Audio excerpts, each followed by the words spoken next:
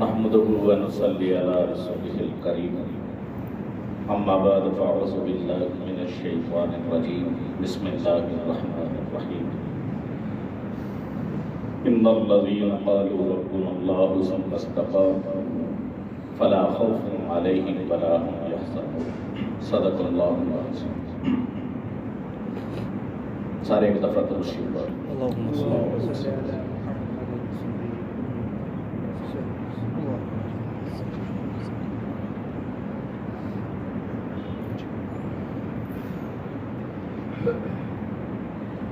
یہاں مدرسے کے اندر آئے ہیں سیکھنے کے لیے، تو یہ تلاوت کے لیے، نعت کے لیے جس کلاس کی بھی باری لگتی ہے نا، تو وہ کوشش کیا کرو اپنے آپ کو جو ہے پیش کرنے کا. یہی زمانہ ہے سیکھنے کا. اگر آج نہیں سیکھو گے تو پھر کل کیسے کھڑے ہو کے جو ہے بیان کر سکو گے؟ کیسے تم جو ہے کھڑے ہو سکو گے؟ کچھ بھی نہیں بیان کر سکو گے. تو یہی زمانہ ہے سیکھنے کا.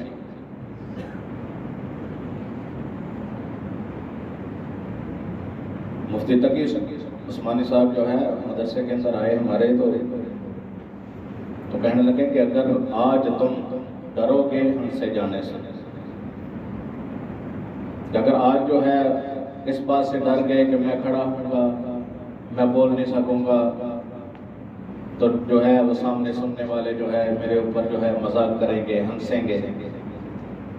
تو فرما دیں کہ جو ڈر گیا آپ، تو پھر کل زمانہ تمہارے اوپر ہنسے. تو پھر کل جو ہے جب تم عالم بن جاؤ گے، کوئی سے ایک باہر نکلو گے، اب اپنے علاقے والے جو ہے وہ کہیں گے کھڑے ہو کے ہمیں بیان سناؤ، ہمیں کوئی بات سناؤ. اب جو ہے تم کھڑے نہیں ہو سکو گے، بیان نہیں کر سکو گے اگر آج نہیں سیکھا ہوگا. تو پھر جو ہے وہ زمانہ والا جو ہے وہ ہنسیں گا. دیکھو کہ اتنا دیر ہو گئی مدرسے کے اندر پڑھتے، اور جو ہے اتنے سال بھی لگا لیے، لیکن پھر بھی جو ہے یہ پڑھتے کوئی بول نہیں سکتا. ہمارے ساتھ جو ہے لڑکا پڑھتا تھا تو وہ بھی ایسے تھا کہ جب اس کی جو ہے یہ باری لگتی تھی نا، بزم ہوتی تھی، تقریر کرنی ہے یا نعت پڑھنی ہے یا کوئی بھی، تو وہ بھی ایسے جو ہے یہ بھاگ جاتا تھا.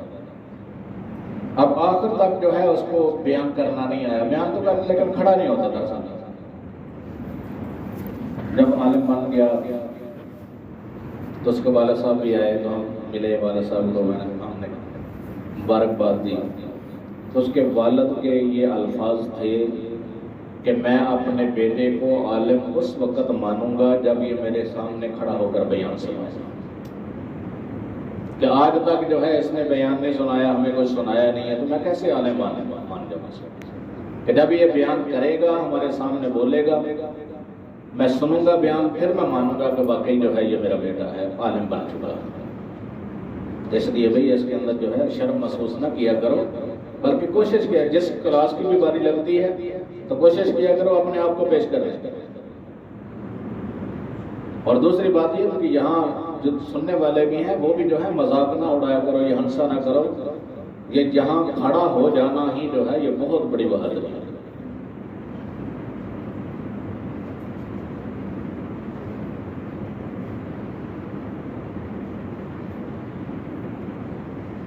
اسلام کی جو بنیاد ہے وہ 3 چیزیں ہیں.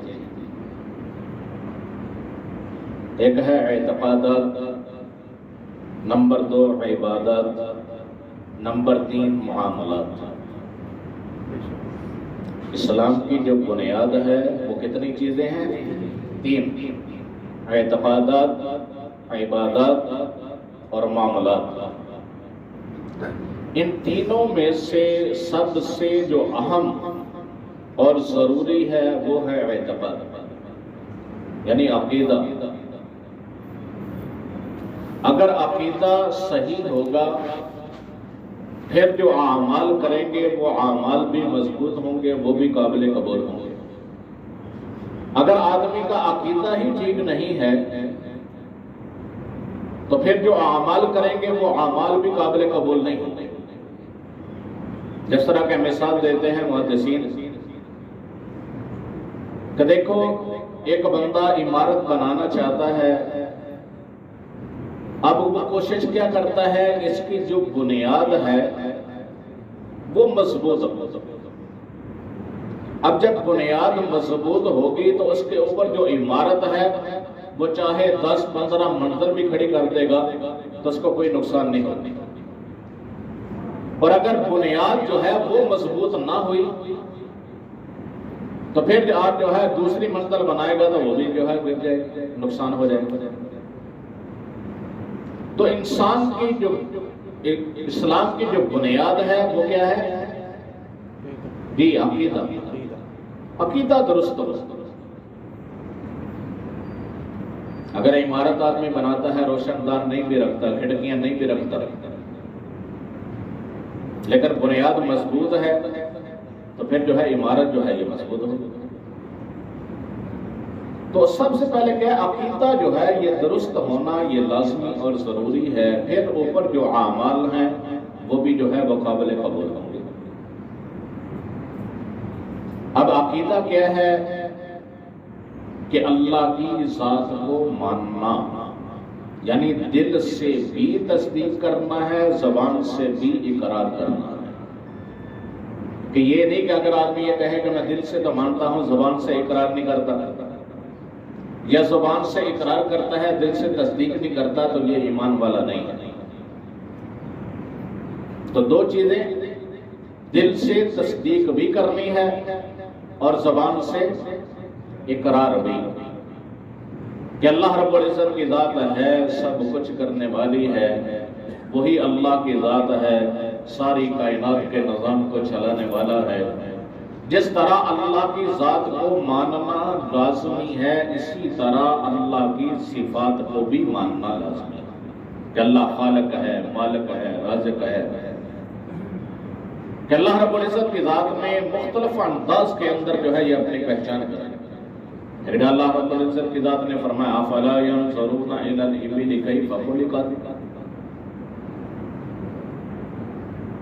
کہ اللہ رب العزت کی ذات نے کیسے جو ہے وہ اونٹ کو پیدا کر دیا. آسمان کو دیکھو، پہاڑوں کو دیکھو، زمین کو دیکھو. تو اللہ رب العزت کی ذات میں ہر چیز کو جو ہے یہ واضح طور پر اللہ کی پہچان ہے. حضرت علی رضی اللہ تعالیٰ عنہ فرماتے ہیں کہ اگر انسان دوسری چیزوں کو نہ بھی دیکھے، انسان خود اپنی ذات کے اندر دیکھے تو اللہ کی ذات کو ماننے کے اوپر مجبور ہے کہ واقعی ایک اللہ کی ذات ہے. اب بہت سارے ہیں کہ جو کہ ہے خدا کی ذات کا بھی انکار کر دیتے ہیں کہ اللہ رب العزت کی ذات کو بھی نہیں مانتے، اللہ کا بھی انکار کر دیتے ہیں. تو اصل کے اندر بات یہ ہے کہ انہوں نے یہ سمجھ لیا ہے کہ یہ اللہ کی ذات کا انکار کیوں کرتے ہیں. انہوں نے سمجھ لیا ہے کہ اسلام اور سائنس ایک چیز ہے، مذہب اور سائنس ایک چیز ہے. حالانکہ اسلام اور مذہب علیحدہ ہے، سائنس علیحدہ ہے. تو اللہ رب العزت کی ذات نے اپنی جو پہچان ہے وہ مختلف انداز کے اندر کروائی. امام شافعی رحمہ اللہ تعالیٰ سے کسی نے پوچھا کہ آپ کو اللہ کی ذات کی پہچان کیسے ہوئی، کہ آپ نے اللہ کی ذات کو کیسے پہچانا. امام شافعی رحمہ اللہ تعالیٰ فرماتے ہیں کہ یہ جو سامنے شہتوت کا درخت ہے میں نے اس کے پتوں سے اللہ کی ذات کو پہچان لیا. اب کہنے لگے یہ کیسے آپ نے شہتوت کے پتوں سے اللہ کی ذات کو پہچان لیا. وہ کہنے لگے کہ دیکھو شہتوت کے پتے ہیں، سبز رنگ کا پتا ہے، اب اس کے جو کھاتے ہیں، بکری بھی کھاتی ہے، ریشم کا کیڑا بھی کھاتا ہے، ہرن بھی کھاتی ہے، لیکن یہی پتا سارے کھاتے ہیں. اگر بکری کھاتی ہے تو وہ مینگنی بن جاتا ہے، اور یہی پتا جو ہے ریشم کا کیڑا کھاتا ہے تو ریشم بن جاتا ہے. یہی پتا جو ہے وہ ہرن کھاتی ہے تو مشک بن جاتی ہے. اب پتا ایک ہے، سبز رنگ کا ہے، تو کوئی تو ذات ہے نا جس نے ایک پتے کے اندر ساری صفات کو رکھا، اور وہ کون سی ذات ہے؟ وہ اللہ کی ذات ہے۔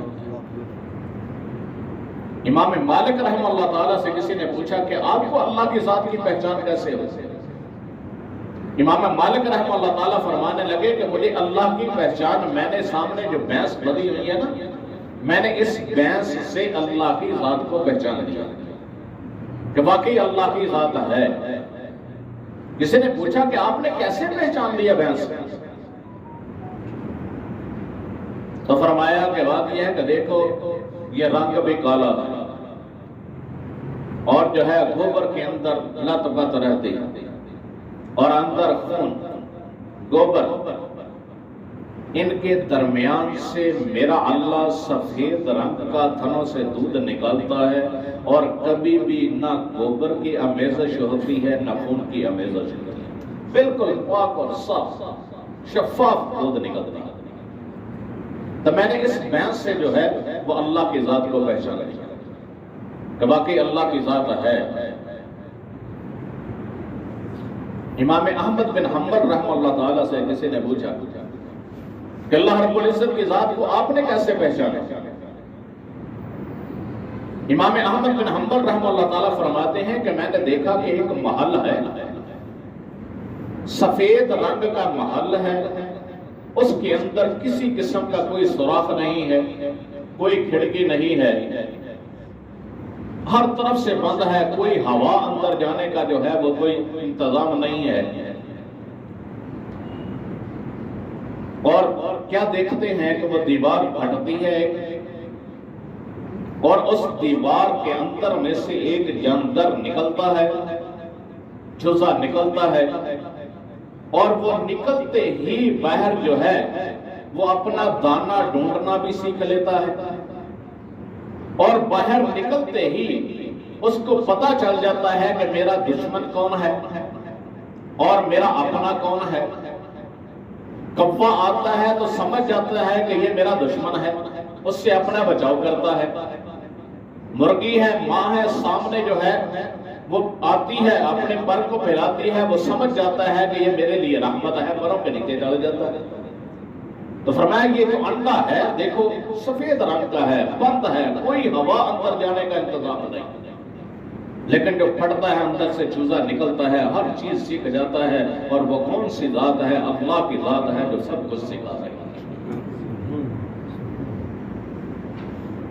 تو سب سے پہلے بھائی عقیدہ، اپنا عقیدہ ٹھیک ہوگا تو باقی جو اعمال ہیں وہ سارے کے سارے جو ہے وہ ٹھیک ہوں گے۔ اگر عقیدہ جو بنیاد ہے اگر اس کے اندر خرابی آ گئی تو پھر آگے جتنے بھی اعمال ہوں گے، اعمال کرے گا، وہ اعمال بھی اللہ کے ہاں کوئی قابل قبول نہیں ہوتے۔ تو اعمال کے لیے سب سے پہلے کیا ہے؟ عقیدے کا ہونا ضروری، صحیح ہونا لازمی اور ضروری، اور پھر دوسری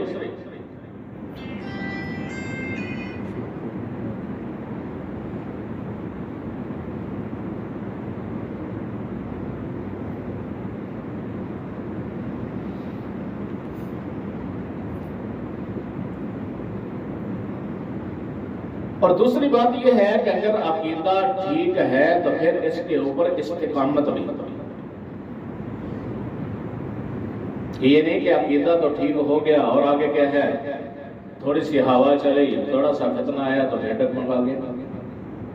نہیں، عقیدہ اگر ٹھیک ہے تو پھر اس کے اوپر استقامت بھی، مضبوطی بھی، چاہے جتنے مرضی فتنے آئیں اس کے اندر جو ہے ڈگمگائے نہیں، مضبوط ہو۔ کیونکہ حدیث کے اندر آتا ہے نبی کریم صلی اللہ علیہ وسلم نے فرمایا کہ ایک زمانہ آئے گا تمہارے اوپر جو ہے یہ فتنے ایسے نکلیں گے، ایسے فتنے ابھریں گے کہ مثال دے کر آپ صلی اللہ علیہ وسلم نے فرمایا کہ جس طرح تسبیح ہو اور وہ ٹوٹ جائے، وہ دانے ایک دوسرے کے اوپر گرتے ہیں، اس طرح جو ہے یہ فتنے ہیں۔ تو بھی عقیدہ بھی ٹھیک ہو اور اس کے ساتھ ساتھ جو ہے اس کے اندر استقامت بھی ہو، اور پھر یہ چیز جو ہے وہ اللہ سے مانگنے کی ہے کہ اللہ رب العزت کی ذات سے مانگے بھی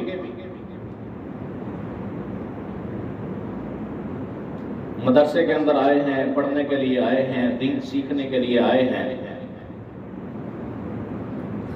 اب ذرا کوئی بتاؤ، کبھی اللہ سے مانگا بھی ہے؟ کبھی مانگا تھا یا اللہ ہمیں دین سیکھنے کے لیے؟ اب جب دین سیکھنے کے لیے آ گئے اور اللہ رب العزت کی ذات کا جو ہے بہت بڑی یہ نعمت کہ اللہ رب العزت کی ذات نے جن کا عقیدہ ٹھیک ہے، صحیح ہے، آقا کریم جو جماعت ہے ان کے ساتھ اللہ نے وابستہ کر دیا، یہ کتنی بڑی میرے اللہ کی نعمت ہے۔ اور کبھی اللہ رب العزت کی ذات سے اس کا بات کو بھی مانگا ہے؟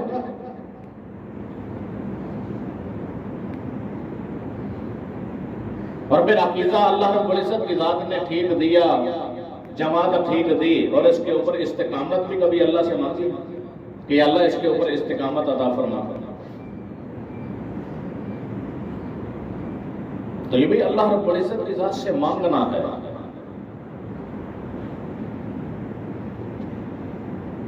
بندے کے اندر جتنی طلب ہوتی ہے نا، میرا اللہ اتنا ہی عطا کرتا ہے، اور جب طلب نہ ہو تو پھر میرا اللہ بھی عطا نہیں کرتا۔ تو مدرسے کے اندر آئے ہیں تو مدرسے کے اندر صرف پڑھنا نہیں، ساتھ ساتھ تربیت بھی ہے، سیکھنا بھی ہے کہ یہی زمانہ ہے سیکھنے کا۔ اس کے اندر جس چیز کی تم عادت بنا لو گے وہی جو ہے آگے جا کر جو تمہاری عادت بنے گی، اس کے اوپر مضبوط رہو گے۔ اگر آج جو ہے تم نے عادت نہ بنائی تو پھر کل جو ہے پریشانی ہوگی۔ یہ زمانہ ہے، ماحول ہے، سیکھنے کا ماحول ہے۔ اس کے اندر نبی کریم صلی اللہ علیہ وسلم کی سنتوں جو ہے اس کے اوپر عمل کرو، اس کو سیکھو۔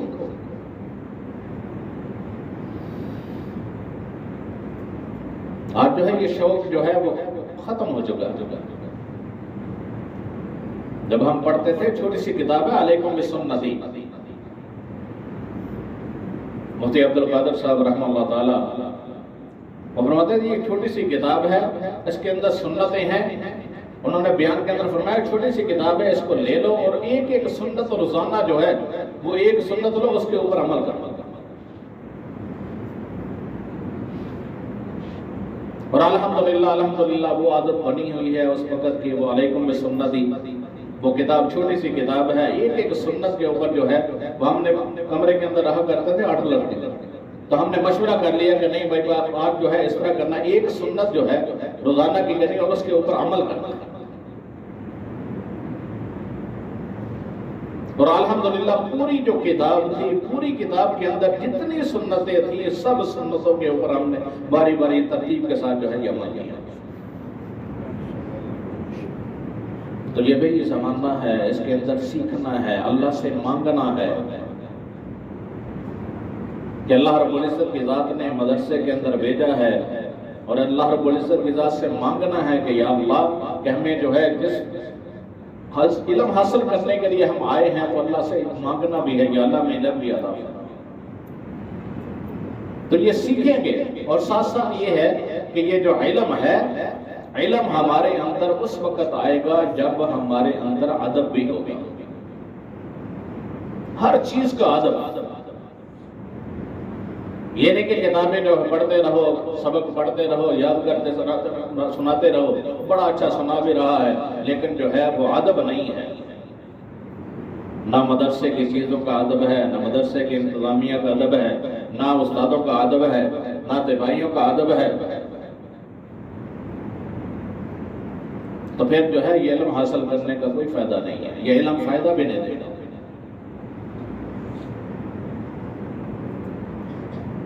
تو جو یہ کوئی ضروری نہیں ہے کہ استاد پڑھا رہا ہے تو وہی جو ہے استاد اسی کا ادب ہے، نہیں، مدرسے کا جو استاد ہے، مدرسے کے تمہارے علم کے اندر جو چیز فائدہ دے رہی ہے، تمہارا معاون بن رہی ہے، اس چیز کا بھی ادب کرنا لازمی اور ضروری ہے۔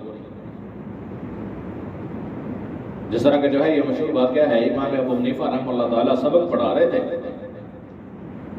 تو بار بار جو ہے سبق پڑھاتے، کبھی کھڑے ہو جاتے ہیں پھر بیٹھ جاتے ہیں، پھر کھڑے ہو جاتے ہیں پھر بیٹھ جاتے ہیں۔ تو شاگرد بیٹھے پوچھا استاد جی کیا بات ہے کہ آپ کھڑے ہو جاتے ہیں پھر بیٹھ جاتے ہیں، کھڑے ہو جاتے ہیں پھر بیٹھ جاتے ہیں؟ تو امام ابو حنیفہ رحمہ اللہ تعالیٰ فرمانے لگے کہ بات یہ سامنے سے میرا استاد جو ہے وہ گزرتا ہے، میں اس کے ادب کے اندر کھڑا ہو جاتا ہوں۔ اب بڑے حیران ہوئے کہ امام ابو حنیفہ رحمہ اللہ تعالیٰ کا استاد اب شاگردوں جو ہے وہ دھیان رکھا، سامنے سے جو ہے وہ بنگی جو ہے وہ چرسی وہ گزرا۔ جب سامنے سے گزرا تو امام ابو حنیفہ رحمہ اللہ تعالیٰ کھڑے ہو گئے، پھر بیٹھ گئے۔ اب آپ نے پوچھا کہ اگر وہ کیسے آپ کا استاد ہے، آپ اس کے ادب کے اندر کھڑے ہو جاتے ہیں؟ امام ابو حنیفہ آپ جو ہے یہ بات شروع میں نا پہلے اس طرح ہی ہوتا تھا، پہلے جو ہے وہ سارا اکٹھا ہوتا تھا، بنگی آتا تھا، وہ اٹھا کے کرتا تھا، وہ اٹھا لے جاتا تھا۔ امام ابو حنیفہ رحمہ اللہ تعالیٰ فرماتے ہیں کہ میں کھڑا تھا تو ایک بندہ آ گیا مجھ سے مسئلہ پوچھنے کے لیے۔ اب مجھ سے مسئلہ کیا پوچھتا ہے؟ مسئلہ یہ کہتا ہے کہ مجھے مسئلہ یہ بتاؤ کہ کتا جو ہے یہ کب بالغ ہوتا ہے؟ امام ابو حنیفہ رحمہ اللہ تعالیٰ لکھا ہے کہ فرماتے ہیں کہ مجھے واقعی نہیں پتا تھا میں اس کو کیا جواب دوں، میرے پاس جواب نہیں۔ اب میں اسی سوچ کے اندر تھا کہ میں اس کو کیا جواب دوں کہ کتا کیسے بالغ ہو، کب بالغ ہوتا ہے، اور مجھے تو پتا بھی نہیں ہے۔ کہتے ابھی ادھر سے جو ہے یہ بنگی گزر رہا تھا تو بنگی قریب آ گیا، کہنے لگا کہ امام صاحب یہ آپ کا جواب نہیں ہے، آپ ٹھہرو میں اس کو میں جواب دیتا ہوں۔ امام ابو حنیفہ رحمہ اللہ تعالیٰ فرماتے ہیں کہ واقعی میرے ذہن کے اندر نہیں تھا میں کیا جواب دوں اس کو۔ تو بنگی نے جواب دیا کہ سن، اس کتا جو ہے اس وقت بالغ ہوتا ہے کہ جب وہ ٹانگ اٹھا کر جو ہے پیشاب کرنا چاہتا ہے۔ اب وہ جو ہے وہ چلا گیا۔ تو امام ابو حنیفہ رحمہ اللہ تعالیٰ فرماتے ہیں کہ واقعی ہی میرے ذہن کے اندر جواب نہیں تھا کہ میں کیا اس کو جواب دیتا۔ تو اس نے جو ہے وہ جواب دیا، میں اس کے ادب کے اندر جو ہے یہ کھڑا ہو جاتا ہوں۔ تو بھئی مدرسے کا استاد ہے، چاہے آپ کو نہیں پڑھاتے، آپ کا استاد نہیں ہے، لیکن اس کا بھی ادب کرنا لازمی اور ضروری ہے۔ پھر مدرسے کا جو ہے وہ ورچی ہے۔ اب تم سمجھو گے کہ یہ کہ ہمارا کون سا استاد ہے، ہم اس کا ادب کیوں کریں؟ تو بھائی مدرسے کا جو باورچی ہے وہ تمہارے علم کے اندر جو ہے یہ تمہارا معاون ہے۔ اب اگر جو ہے تمہیں خود کھانا بنانا پڑے یا باہر سے لانا پڑے، کتنا ٹائم خرچ ہوگا، کتنا وقت ضائع ہوگا۔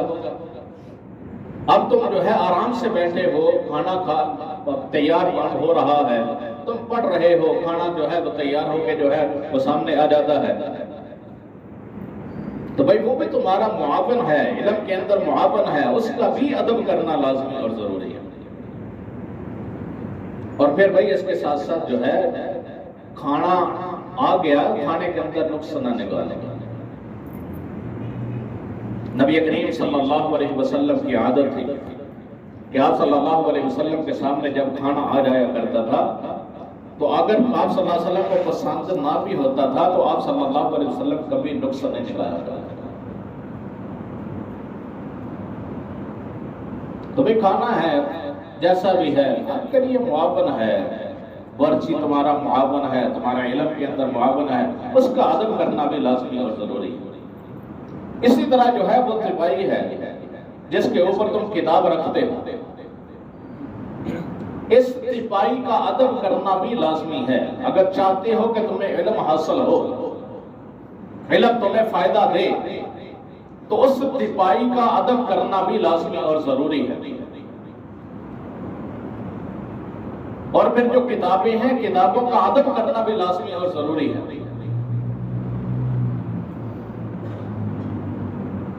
مولانا انور شاہ کشمیری رحمہ اللہ تعالی، اتنا بڑا میرے اللہ نے ان کو حافظہ دیا تھا، تو فرماتے ہیں کہ ایک دفعہ جو ہے وہ نظر کے ساتھ کوئی چیز کو دیکھ لوں، پڑھ لوں، تو 40 سال تک مجھے نہیں بولتے۔ جب کسی نے پوچھا کہ حضرت اتنا حافظہ یہ کیسے آپ کو حاصل ہو گیا، کیسے؟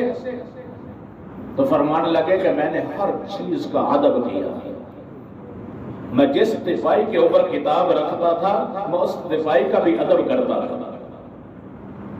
اور پھر میں کتاب کا میں ایسے ادب کرتا تھا، ایسے جو ہے کوئی کتاب رکھ کے پڑھ رہا ہوتا تھا، اب حاشیہ ہوتا ہے اس طرف ہی ہوتا ہے اس طرف ہی ہوتا ہے، تو میں نے کبھی کتاب کو اس طرح موڑ کے جو ہے وہ کبھی حاشیہ نہیں پڑھا تھا، جس طرف حاشیہ ہوتا تھا میں خود اٹھ کے اس طرف چلا جاتا تھا اور جا کر جو ہے وہ حاشیہ پڑھ کے پھر دوبارہ اپنی جگہ کے اوپر آ جاتا تھا۔ میں نے کتابوں کا بھی ادب کیا ہے، اساتذہ کا بھی ادب کیا ہے، ہر چیز کا میں نے ادب کیا ہے، میرے اللہ نے اس کے بدلے کے اندر اللہ نے اتنا بڑا حافظہ مجھے عطا کیا۔ تو یہ بھی ہم دوسری چیزوں کے اندر ڈھونڈتے ہیں کہ میرا حافظہ کمزور ہے، میں کیسے کروں میرا حافظہ، لیکن بات یہ ہے کہ اصل کے اندر سب سے پہلے اپنے اندر اپنی غلطیاں جو ہیں اللہ سے مانگو کہ یا اللہ علم بھی عطا فرما، علم والا علم جو نافع ہے وہ عطا فرما اور حافظہ بھی عطا فرما۔ یہ اللہ رب العزت کی ذات سے مانگنے کی ہے۔ اب کتنے بیٹھے ہو کبھی بتاؤ کبھی اللہ سے حافظہ مانگا، کبھی اللہ سے مانگا ہو اللہ؟ تو بھائی اگر آج نہیں سیکھو گے، آج نہیں ترتیب بناؤ گے تو پھر کب جا کر ترتیب بناؤ گے؟ اگر آج نہیں ادب کرو گے تو پھر کب ادب کرو گے؟ تو یہ بھائی سیکھنے کا زمانہ ہے، تو اس کے اندر جو ہے بس سیکھو، اللہ سے مانگو۔ اور لیکن یہ بات ذہن کے اندر رکھو کہ یہ علم اسی صورت کے اندر آئے گا کہ جب ادب ہوگا، اساتذہ کا بھی ادب ہو، مدرسے کے اندر جو تمہارے علم کے اندر معاون ہیں ان سب کا ادب ہے، جو تمہارے استاد ہیں تمہیں پڑھاتے ہیں ان کا بھی ادب کرنا ہے، جو تمہارے استاد نہیں پڑھاتے مدرسے کے جو استاد ہیں ان کا بھی ادب کرنا لازمی اور ضروری ہے۔ اگر ادب کرو گے تو علم حاصل ہوگا، اگر جو ہے وہ ادب نہیں کرو گے تو پھر جو ہے وہ علم جو ہے وہ حاصل نہیں ہوگا۔ اللہ رب العزت کی ذات سے دعا ہے کہ ہم سب کو اس پر عمل کرنے کی توفیق۔ الحمدللہ رب العالمین والعاقبۃ للمتقین والصلاۃ والسلام علی رسولہ الکریم۔ ربنا لا تؤاخذنا إن نسينا واخطأنا ربنا ولا تحمل علينا إصرا كما حملته على الذين من قبلنا ربنا ولا تحملنا ما لا طاقة لنا به واعف عنا واغفر لنا وارحمنا أنت مولانا فانصرنا على القوم الكافرين وصلى الله تعالى على رسول خير خلقه محمد وعلى آله وأصحابه أجمعين۔